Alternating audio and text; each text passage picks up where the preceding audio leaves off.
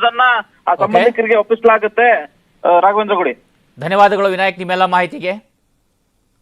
ಇನ್ನು ರಾಜ್ಯಾದ್ಯಂತ ಏಕಕಾಲದಲ್ಲಿ ಲೋಕಾಯುಕ್ತರು ದಾಳಿಯನ್ನ ಮಾಡಿರುವಂತದ್ದು. ಬೆಂಗಳೂರಿನಲ್ಲಿ 10ಕ್ಕೂ ಹೆಚ್ಚು ಅಧಿಕಾರಿಗಳಿಗೆ ಶಾಕ್ ಅನ್ನ ಕೊಡಲಾಗಿದೆ. PWD, ಬೆಸ್ಕಾಂ, KRIDL ಅಧಿಕಾರಿಗಳಿಗೆ ಶಾಕ್ ಅನ್ನ ಕೊಟ್ಟಿರುವಂತದ್ದು. BESCOM chief general manager Nagaraj ಅವರ ಬಳಿಯಲ್ಲಿ 7.50 ಲಕ್ಷ ಹಣವನ್ನ ಪಡೆಯುವಾಗ ಸಿಕ್ಕಿಬಿದ್ದಿದ್ದಾರೆ ನಾಗರಾಜ್ ಮನೆ ಕಚೇರಿಗಳಲ್ಲೂ ಕೂಡ ಶೋಧ ಕಾರ್ಯವನ್ನ ಮಾಡಲಾಗ್ತಾ ಇದೆ. ನಾವು ದೃಶ್ಯದಲ್ಲಿ ತೋರಿಸ್ತಾ ಇದೀವಲ್ಲ, ನಾಗರಾಜ್ ಅವರೇ ರೆಡ್ ಹ್ಯಾಂಡ್ ಆಗಿ ಸಿಕ್ಕಿರುವಂತದ್ದು.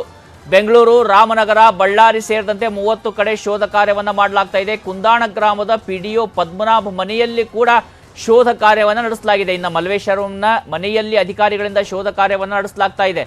ಸಪ್ತಗಿರಿ ಲೇಔಟ್ ಬಳಿ AGB ಲೇಔಟ್ನಲ್ಲಿ ಪದ್ಮನಾಭಗೆ ಸೇರಿದಂತ 4 ಮಹಡಿಗಳ ಒಂದು ಮನೆ, ತುಮಕೂರು ಜಿಲ್ಲೆ ಅನುಪನಹಳ್ಳಿಯಲ್ಲಿ ಫಾರ್ಮ್ ಹೌಸ್ ಹೊಂದಿರುವ 5 ಎಕರೆ ಕೃಷಿ ಭೂಮಿ, ಸೋಂಪುರದಲ್ಲಿ ವಾಣಿಜ್ಯ ಕಟ್ಟಡ, ದಾಬಸ್ಪೇಟೆ, ಸೋಂಪುರದಲ್ಲಿ ಕೈಗಾರಿಕಾ ಶೆಡ್ ಅನ್ನ ಹೊಂದಿದ್ದಾರಂತೆ ಈ ಪದ್ಮನಾಭ್. ಇದನ್ನು ಓದಕ್ಕೆ ಸುಸ್ತಾಗೋಗುತ್ತೆ. ಅದ್ಯಾವ ಪರಿಯಲ್ಲಿ ಈತ ಮಾಡಿರ್ಬೋದು ಆಸ್ತಿಯನ್ನ ಅಂತ ಬರೋ ಅಂತ ಸರ್ಕಾರದ ಒಂದು ಆ ಪೇಮೆಂಟ್ ಏನಿರುತ್ತೆ ಅದರಲ್ಲಿ.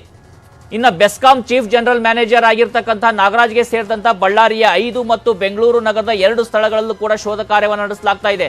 4 ಕಡೆ 9 ನಿವೇಶನ, 3 ಮನೆ, 2 ಪೆಟ್ರೋಲ್ ಬಂಕ್, ಶಿಕ್ಷಣ ಸಂಸ್ಥೆಗಳು, ಕೃಷಿ ಭೂಮಿಯನ್ನ ಕೂಡ ಈತ ಹೊಂದಿರುವಂಥದ್ದು ಪತ್ತೆ ಆಗ್ತಾ ಇದೆ.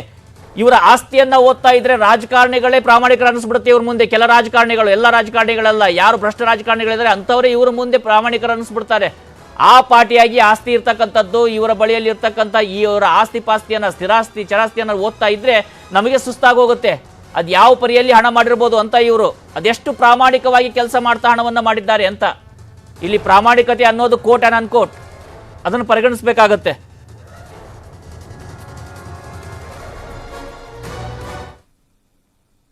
ಈಗ ಸ್ಮಾಲ್ ಬ್ರೇಕ್ ಬಳಿಕ ಮತ್ತಷ್ಟು ಸುದ್ದಿಯನ್ನ ನೋಡ್ತಾ ಹೋಗೋಣ.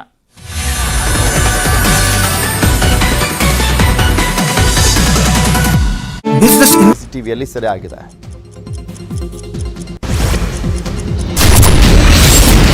ಬೆಳಕು ಆರಿಸುವ ಕರಾಳ ಕಥೆಗಳು.